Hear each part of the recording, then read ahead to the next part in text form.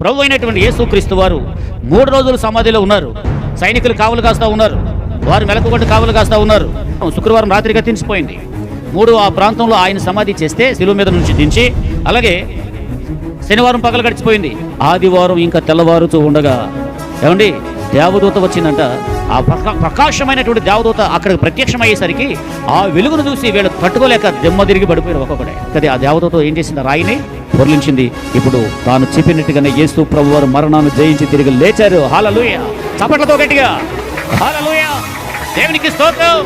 చరిత్రలో ఎందరో మహానుభావులను పిలువబడుతున్నటువంటి వారు, ఎందరో గొప్పవారని పిలువబడుతున్నటువంటి వారు, ఎందరో చక్రం తిప్పిన చక్రవర్తులు మరణం దగ్గర ఓడిపోయారు. ఒక యేసయ్య ఒక్కరే మరణమా నీ ముల్లెక్కడ, మరణమా నీ విజయం ఎక్కడ అని మరణపు ముళ్ళును విరిచాడు ఆయన. స్తోత్రం.